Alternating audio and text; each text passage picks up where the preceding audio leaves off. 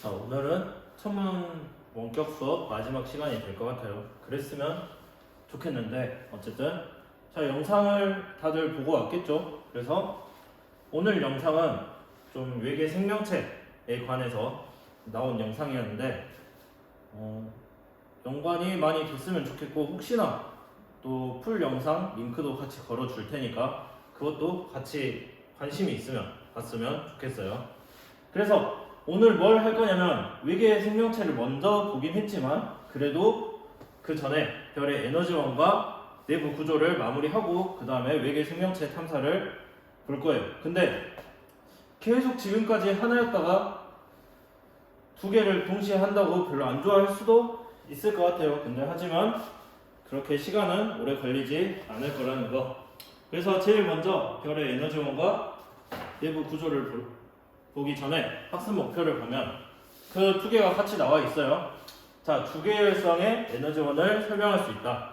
그리고 질량이 다른 주계열성의 내부 구조를 비교할 수 있다. 그리고 여기 끊어서 외계 생명체가 존재할 수 있는 행성의 조건을 설명할 수 있다. 그리고 네 번째, 외계 생명체 탐사의 의의를 토의하고 그 결과를 설명할 수 있다. 이렇게 오늘은 해볼 거예요.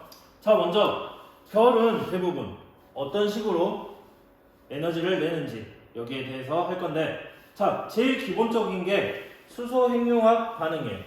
자, 저번 시간에 수소 핵융합 반응 약간 나온 것 같은데 어쨌든 자, 수소 핵융합 반응은 수소가 융합하여 헬륨으로 바뀌는 과정에서 에너지가 방출되는 것이다. 자, 그래서 이렇게 수소, 이 빨간색 하나가 수소 하나인데 수소 4개가 모여서 이렇게 헬륨 하나가 되고, 그리고 이 4개가 되면서 4개가 하나로 되면서 조금 더 에너지가 질량이 남아요. 그게 에너지로 표현되는데 그 에너지를 우리는 목격을 관찰이 되고 있다라는 거를 할 거예요. 그래서 이게 어떻게 되냐면, 자, 4개의 수소 원자핵이 1개의 헬륨 원자핵으로 융합할 때 질량 결손 비율. 자, 먼저 수소 원자핵 4개의 질량은, 자, 이게 수소 원자 하나의 질량이에요. 1.6864 곱하기 10의 마이너스 27승 킬로그램. 엄청 작은 무게죠. 그리고 여기다가 4개의 질량 곱해주면은 6.7456 곱하기 10의 마이너스 27승 킬로그램이 될 것이다. 그리고 수소 4개가 헬륨 하나가 된다고 했었죠. 헬륨 원자의 1개의 질량은 6.6954 곱하기 10의 마이너스 27승 그램. 자, 그래서 여기서 여기를 빼면은 약 0.5 몇이 나오겠죠. 4 몇. 0. 결손되는 질량은 0.05 02 곱하기 10의 마이너스 27승 킬로그램. 자, 그래서 이 결손되는 질량이 에너지의 형태로 열 에너지의 형태로 만들어진다 라고 할 수 있어요.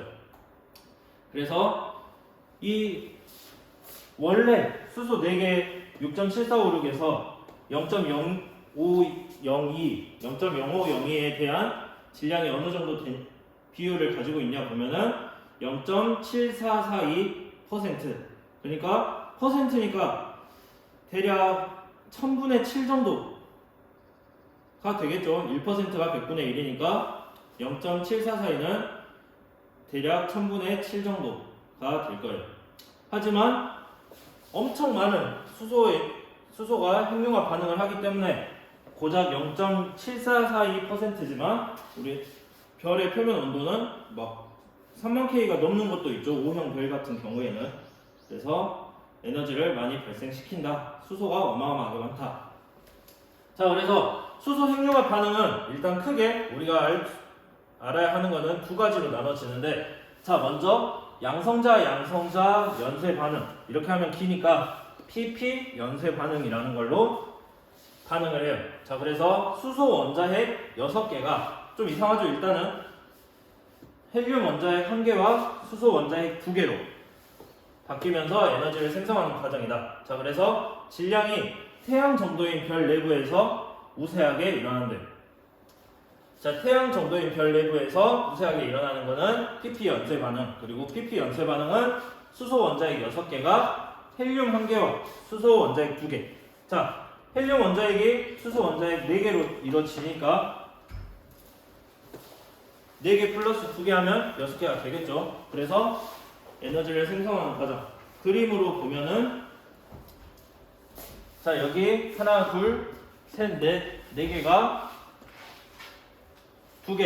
2개로 되고, 여기서 아까 나왔던 수소 원자 하나가 이렇게 더해져서 2개 하나가 붙은 형태, 2개 하나가 붙은 형태. 빨간색이 양성자, 하얀색이 중성자. 그래서 2개, 1개, 2개, 1개가 된 다음에 얘들이 모여서 2개 이렇게 4개가 헬륨 원소가 되고 나머지 수소의 형태로 방출이 되고, 남은 에너지들 이 과정에서 생기는 애들이 이렇게 여기서 충돌을 하고 양전자 하나와 에너지의 형태로 방출을 하게 돼요. 자, 그래서 결국에 최종으로 만들어지는 거는 수소 양성자 2개 그리고 헬륨 하나, 그리고 이 최종으로 만들어지기까지 위해서 수소 하나, 둘, 셋, 넷, 다섯, 6개가 들었죠. 자, 그래서 이렇게 6개가 2개 하나로 만들어지는 과정이다. 그리고 그 과정 중에 여기서 빠져나오는 질량들이 에너지의 형태로 변환이 된다라는 것을 알 수 있어요. 자, 그래서 여기 약간 Y가 어긋난 형태라고 보이는데 이거를 감마선이라 하고, 여기 V 맨 처음 여기 나오는 거를 중성미자라고 한다. 자, 그래서 양성자 연쇄 반응, PP 연쇄 반응은 넘어가고, 자, 그 다음에 또 한 가지 더, 탄소, 질소, 산소 순환 반응. 그래서 CNO 순환 반응이라고 해요. 자, 여기 C 탄소, N 질소, O 산소죠. 자, 그래서 탄소, 질소, 산소가 촉매 역할을 해서 수소 원자핵이 헬륨 원자핵으로 바뀌면서 에너지를 생성하는 과정이다. 자, 우리 앞에서 했던 양성자 반응은 헬륨하고 수소밖에 없었어요.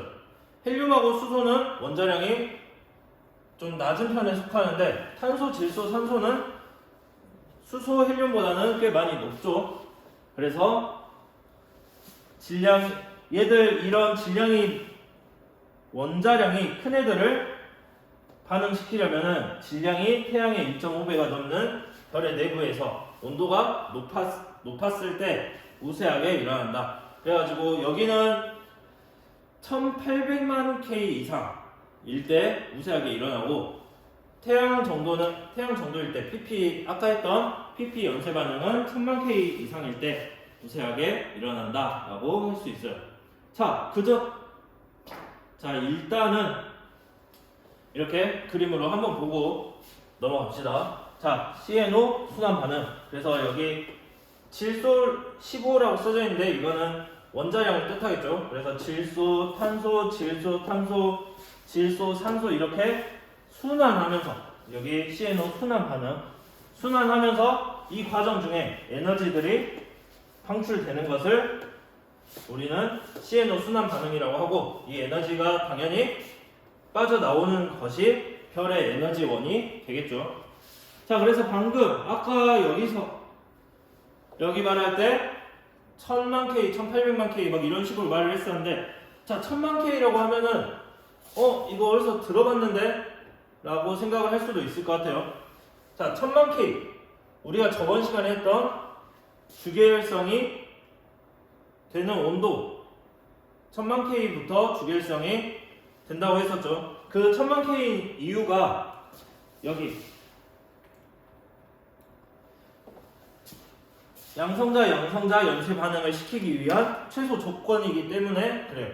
이런 1000만 K가 되지 않으면은 이 핵융합 반응을 할 수가 없어요. 그래서 뭐지?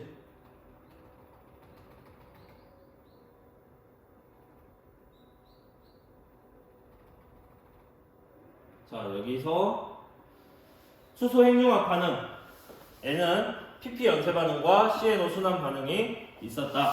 자, 그래서 아까 순환 반응은 여기 그림을 보면은 이렇게 순환하면서 다시 질소가 된 다음에 헬륨을 방출하고 다시 수소랑 또 결합해서 자 15에서 헬륨 4개가 빠졌죠. 그럼 11이 될 텐데 수소 원자량 하나인 거 이게 11 플러스 1이 돼서 탄소 12가 되고 이런 식으로 해서 순환을 하게 되는 거예요. 그래서 CNO 순환 반응과 여기 PP 연쇄 반응 자 이렇게 하나하나가 나온 애들이 또 다른 애랑 만나서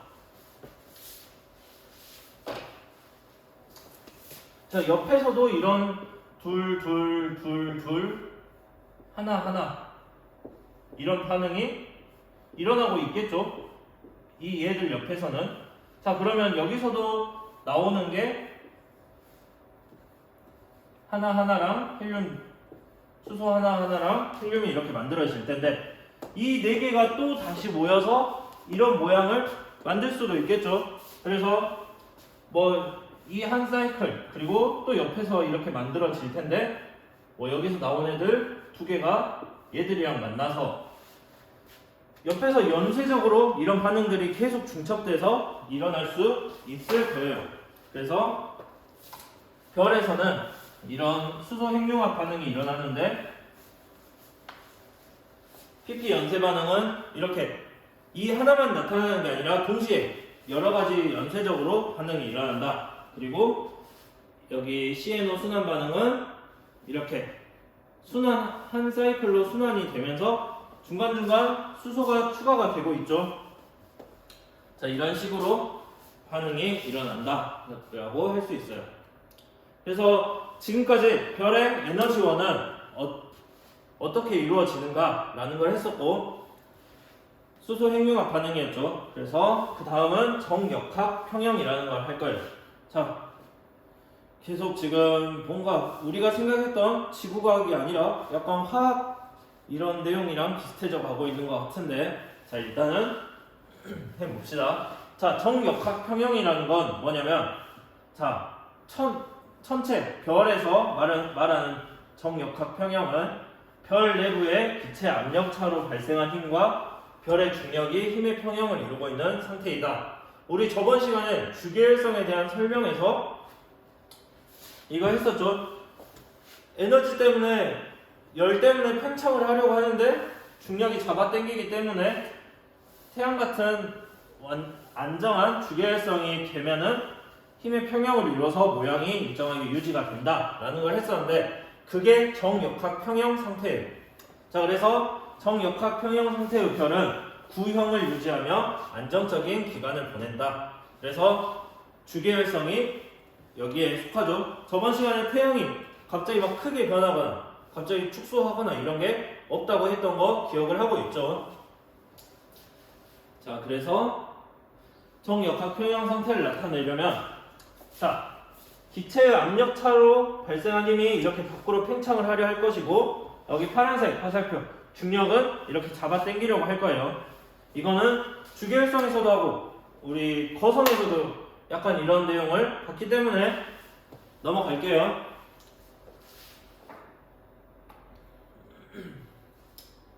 자 그래서 이런 정역학 평형 상태에 있는 주계열성의 내부 구조를 보면은 태양과 질량이 비슷한 별 아까 앞에서 했었죠. 태양과 질량이 비슷한 별은 PP 연쇄 반응이 우세하게 일어난다 이거 했었고 자 내부 구조 또한 태양과 질량이 비슷하거나 태양보다 질량이 더 큰 별에 따라서 내부 구조가 달라지게 되는데 이걸 보면은 태양과 질량이 비슷한 별은 중심부의 핵에서 생성한 에너지를 복사로 전달하고 대류층이 이를 둘러싸고 있다. 그래서 그림을 보면은 태양과 비슷한 별, 태양이라고 생각을 해도 돼요. 자, 여기 중심부에는 에너지를 생성하는 중심 핵이 있고, 그리고 여기 노란색 복사층이 중심 핵을 감싸고 있다. 그래서 에너지를 생성하는 중심 핵에서 복사로 주변부에 에너지를 전달하겠죠. 그리고 복사층 위에 대류층이 있어서 여기 복사층이 끝나고 나서는 대류로 에너지를 전달한다. 자, 이 열대류 지구에도 있어요. 자, 지구에서 이렇게 뜨거운 데서 위로 올라가려는 성질, 그래서 위로 올라간 다음에 밖에서는 차가우니까 이 차가운 애들이 밀도가 높아져서 다시 내려오겠죠. 그래서 이런 대류가 형성되면서 바깥까지 온도를 전달한다 라는 거를 알 수 있어요. 그래서 별이 태양과 질량이 비슷하면은 이런 식으로 내부 구조가 생겼을 것이다. 그리고 좀 몇 시간 전에 말을 했던 것 같은데, 자, 이런 태양 같은 별들은 고체가 아니겠죠, 당연히. 그러니까 이런 대류와 복사가 일어나면서 유체의 형태일 것이다 라고 했었던 것 같은데, 혹시나 까먹고 지구 말한다고 해서 지구는 고체인데 그러면 이게 지구랑 비슷한가 이렇게 생각하면 안 돼요. 자, 그래서 이런 별들은 대부분 기체에 가까울 것이다. 기체나 뭐 플라즈마 이런 형태로 존재를 할 것이다. 자, 그리고 두 번째, 태양 질량의 1.5배가 넘는 별. 자, 태양보다 질량이 1.5배가 더 크대요. 자, 얘들은 중심부의 핵에서 생성한 에너지를 대류로 전달하고 복사층이 이를 둘러싸고 있다. 자, 이렇게 글로 표시하면은 약간 와닿지 않으니까 그림으로 보면은 아까는 대류층이 밖에 있었는데, 자, 이번에는 1.5배가 넘는 별은 여기 에너지원이 있고 에너지를 생성하는 중심 핵이 여기 가운데 있고 여기서 주변부로 대류로 열을 전달해요. 그리고 대류층이 끝난 다음에는 복사층으로 별의 표면까지 에너지를 전달을 한다. 그리고 뭐 아까도 나왔는데 여기 광구라는 거는 빛을 내는 구의 형태라고 생각을 해서 대부분 별의 표면이다 이렇게 말을 하죠. 그래서 우리가 관측하는 별의 표면 온도, 분광형을 생각해 봤을 때 그 온도는 이 광구의 온도가 되겠죠. 자, 태양과 이거를 약간 마무리하면서 태양과 태양 질량의 약 1.5배가 넘는 별 중 표면에서 쌀알 무늬를 쉽게 볼 수 없는 것은 무엇인지 생각해 보자 라고 했는데, 태양의 쌀알 무늬 정도는 알고 있지 않을까 해서 집어넣었는데, 집어넣고 나서 보니까 약간 다른 게 더 많이 머릿속에 들어와 있는 친구들도 있을 것 같아요. 자, 하지만 이 쌀알 무늬를 생각을 해보면은, 자, 쌀알 무늬는 대류로 형성이 돼요. 그래서 바깥 부분에 대류층이 있는 태양과 같은 별에서 쌀알 무늬를 쉽게 볼 수 있다. 당연한 말이죠. 쌀알 무늬는 대류로 형성되니까 우리가 관찰할 때는 바깥 부분만 볼 수 있는데 바깥 부분에 대류층이 있어야만 쌀알 무늬를 관측을 할 수 있겠죠. 자, 근데 방금 봤던 태양의 약 1.5배가 넘는 별은 중심 부분에 대류층이 있으므로 쌀알 무늬가 잘 관찰이 되지 않겠죠. 자, 이렇게 대류가 있어야 여기 표면에서 쌀알 무늬가 만들어지는데 여기 대류층이 끝나버리고 여기 복사층에는 대류층을 감싸고 있으니까 우리가 직접 가서 보지 못하고 이 쌀알 무늬를 관찰을 할 수 없겠죠. 대신에 이렇게 태양과 질량이 비슷한 별들은 대류층이 바깥쪽에 있으니까 쌀알 무늬를 쉽게 볼 수 있을 거예요.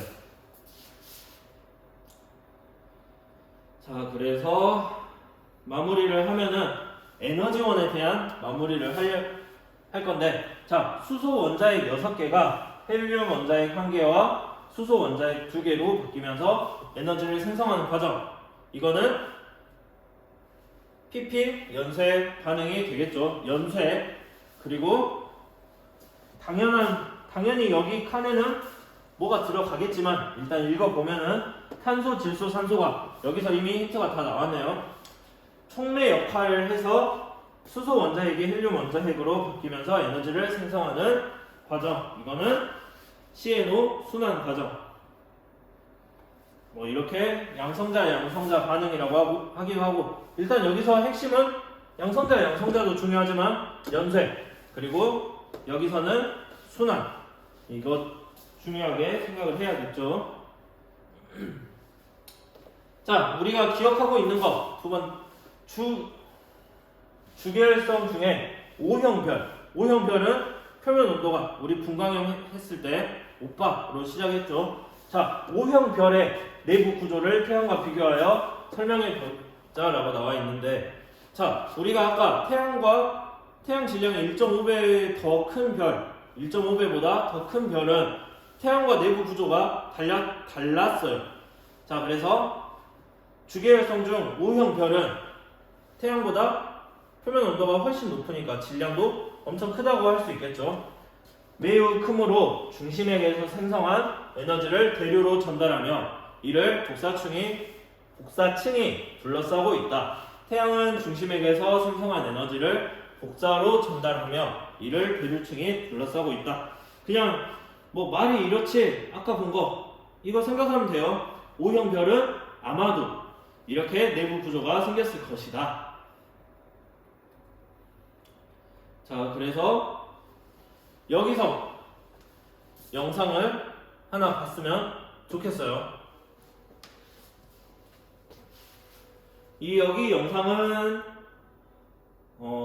외계 생명체, 뭐 생명체가 살 수 있는 조건 이런 것들에 대한 영상인데, 지금 여기서 멈추고 딱 다음 별의 생명체에 대해서 시작을 해봅시다. 자, 그리고 다 봤다고 생각하고, 자, 드디어 외계 탐사를 할 거예요. 생명체가 존재할 수 있는 행성, 이렇게 해가지고 일단 첫 번째 전제 조건, 물이 액체 상태로 존재를 할 수 있어야 돼요. 우리가 생각해봐도 물이 액체 상태로 존재하려면 표면 온도가 0에서 100도 사이가 돼야겠죠. 그래도 어느 정도 생명체가 살기 원활한 조건이 되려면은 온도가 높아야 될 것이다. 온도가 적당히 높아야 될 것이다. 그리고 물이 액체 상태로 존재할 수 있는 온도를 나타내는 별 주위의 궤도 영역을 생명 가능 지대라고 한다. 라고 해서, 자, 아까 뭐 이게 태양일 수도 있고 뭐 태양보다 어둡거나 밝은 별일 수도 있는데, 자, 얘랑 너무 가까이 있으면, 우리 태양계로 생각을 해보면 수성과 금성 같이 태양과 가까이에 있으면은 너무 온도가 뜨거워서 생명체가 살기 어렵겠죠. 그리고 지구를 지나서 뭐 화성,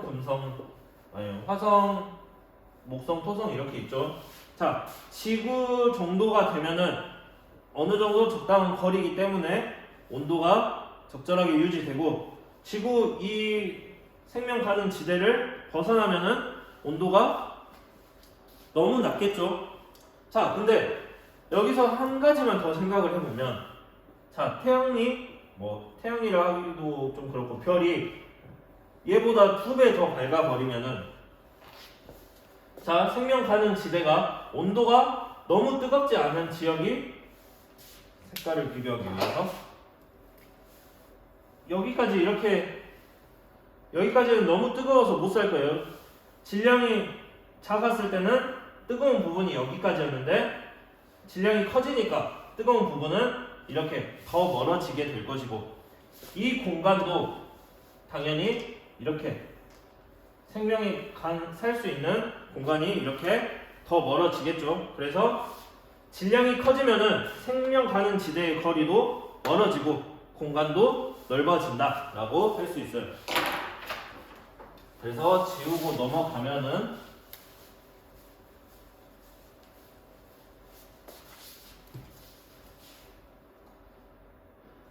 이렇게 깔끔하게 그림으로 나타내 보면은, 너무 여기 별이 있고 너무 뜨거운 영역에는 생명체가 살지 못하고, 적당한 온도 범위인 초록색, 여기 생명 가능 지대를 적당한 온도 범위를 가지고 있다고 하고, 또 적당한 온도 범위를 밖으로 나가면 너무 차가운 영역이 돼서 생명체가 살기 어렵겠죠.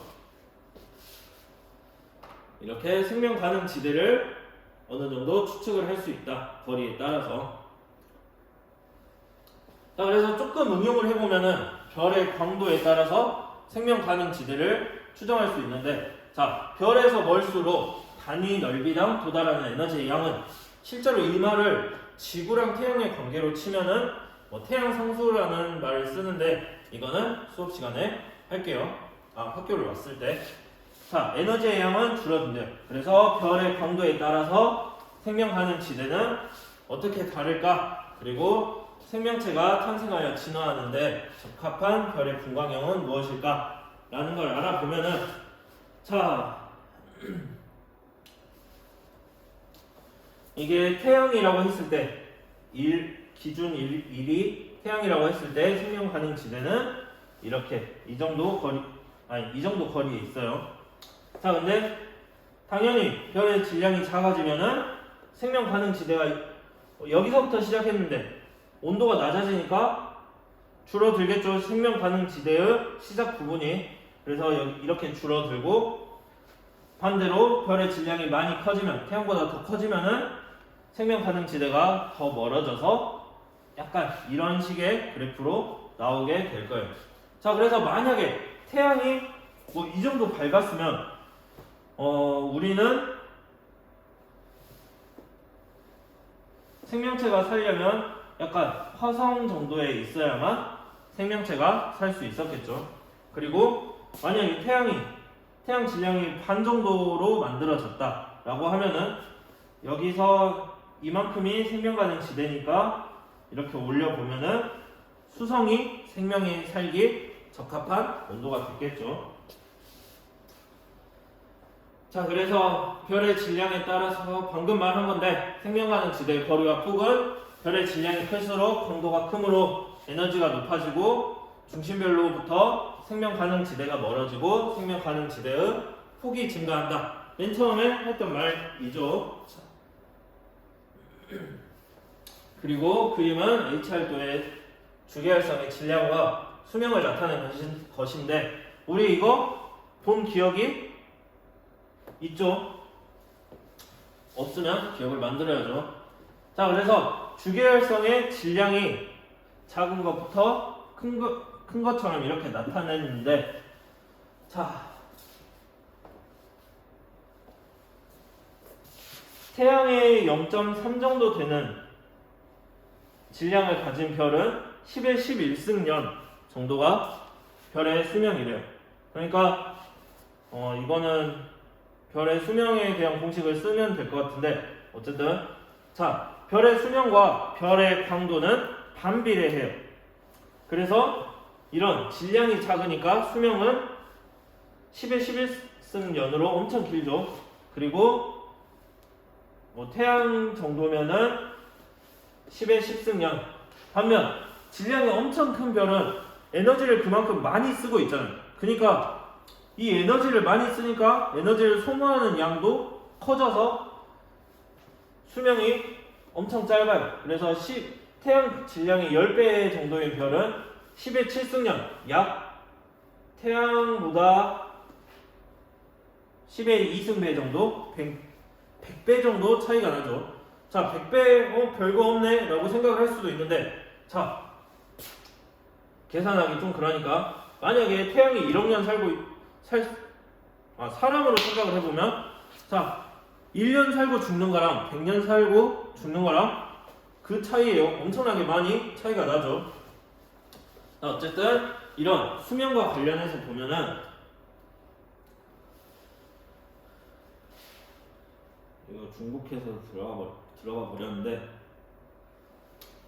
자, 별의 광도가 클수록 생명지대는 별로부터 멀어지며 폭이 넓어진다. 여기까지 아까 했었죠. 그리고 별의 광도가 클수록 수명이 짧아지므로, 방금 그래프에서 본 거, 수명이 짧아지므로 생명체가 태어나서 진화를 하기에 필요한 시간이 부족하다. 그래서 우리가 지적 생명체를 찾기 위해서는 별의 광도가 너무 큰 별에서 찾으면 얘는 수명이 짧으니까 조금 지적 생명체까지 진화하는 데 시간을 별로 주지 못하겠죠.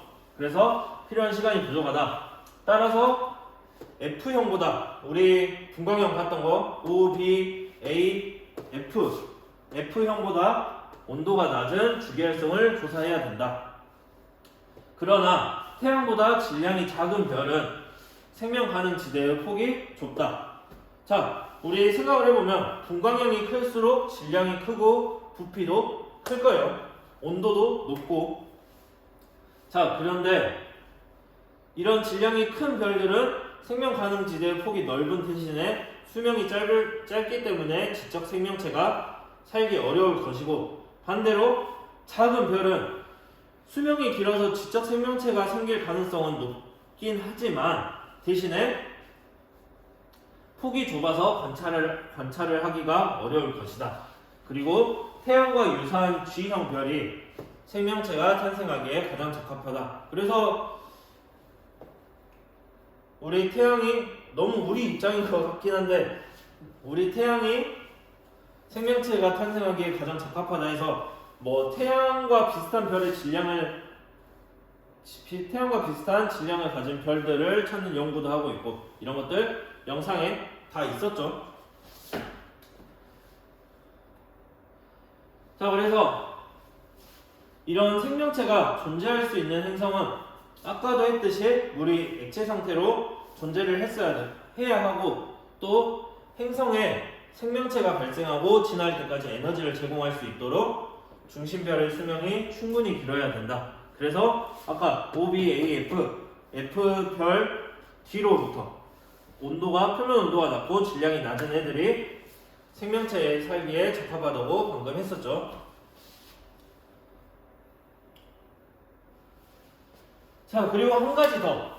자, 우리 지구 대기했을 때 태양이 엄청 많은 파장들을 방출한다고 했었는데, 우리 대기를 통과하면서 흡수가 많이 되죠. 반사를 하거나. 자, 이런 것처럼, 자, 이런 큰 에너지원을 가진 별들은 이 열 에너지를 전달하면서 다양한 파장으로 에너지를 전달하게 되는데, 이 몸에 해로운 파장도 있을 거예요. 지구로 치면은 뭐 자외선 이런 것들 몸에 해롭죠.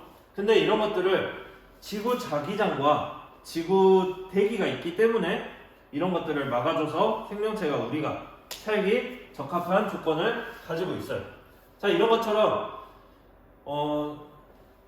아까 생명 가능 지대에 존재하는 별이더라도 이렇게 자기장이 없다면은 별이 방출하는 에너지를 다 그대로 받아버리기 때문에 생명체가 살기 힘들어질 거예요.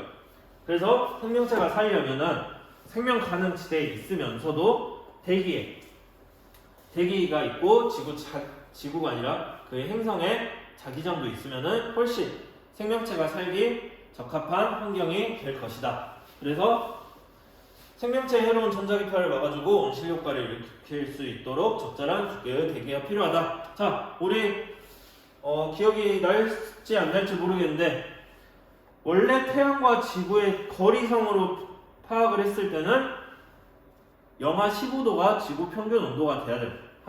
영하 18도? 하지만 지구의 평균 온도는 영상 15도 정도가 되죠. 자, 이게 대기의 효과 때문이라고 우리 지구의 열수지 할 때 했었어요. 이런 것처럼 우리가 당장 지금 추운데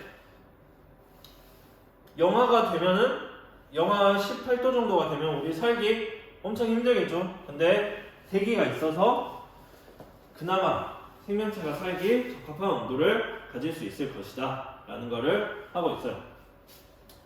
자, 그래서 방금 말한 내용, 자기장이 형성되면 우주에서 날아오는 고에너지 입자와 태양풍을 차단할 수 있어서 도움이 된다. 그리고 한 가지 더 있는데, 위성이 존재하면 지금 지구과학이 모의고사가 점점 지역적인 걸로 갈 수 있어서 이게 나올 수도 있을 것 같아요. 자, 어쨌든 위성이 존재하면은 아까 지구 자기장에 의한 자전축이, 자기장이라고 하면 안 될 것 같은데, 자, 행성은 자전을 하죠.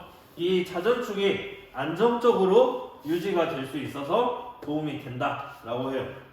그래서 우리 지구도 위성을 하나 가지고 있죠. 위성 달. 그래서 자전축이 안정적으로 유지될 수 있다. 우리 한 가지만 더 생각을 해보면 자전축이 우리 바뀌는 게 있었죠. 범위는 21.5에서 24.5, 그리고 우리 지금의 자전축은 23.5도 기억을 하고 있죠. 그리고 자전축이 달라짐에 따라서 연교차 기억을 해야 돼요. 자, 그래서 자전축이 안정적으로 유지될 수 있어 도움이 된다. 지구 3도 정도가 엄청 시간이 오래 걸리는 주기이기 때문에 그나마 안정적이라는 걸 할 수 있겠죠. 자, 그래서 오늘은 여기까지 하고 영상은 조금 더 생명 가능 지대에 대한 영상인데 솔직히 그 강의로 대체를 할지에 대해서 고민을 많이 했어요. 왜냐면은 그 영상이 이 외계 생명체에 대한 설명들을 엄청 자세하게 하는 내용이라서, 자세하게? 어쨌든 약간 교양 예능 같은 거라서 설명을 잘 해놓고 있더라고요. 그리고 또 유명한 천문학자가 설명을 해주는 거라서 그거를 그냥 강의로 하는 게 어떨까라고 했었는데, 그러기에는 약간 양심 미스한 것 같아서 10분짜리 영상을 뒤에다가 준비를 해봤어요. 그리고 그걸 보고 더 관심이 생기면은 풀 영상 링크도 달아놓을 건데, 그 풀 영상이 딱 49분 30초? 31초? 이 정도라서 딱 수업 시간에 딱 맞아요. 그래서 고민을 했었지만 어쨌든 이렇게 영상을 찍게 됐고, 오늘은 여기까지 하는 걸로 할게요.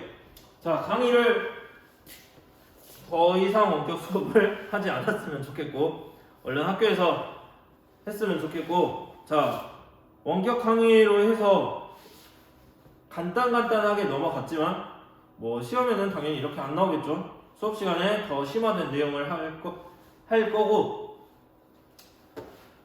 천문에 대한 대략적인 내용을 거의 반 이상 했어요, 우리 지금까지.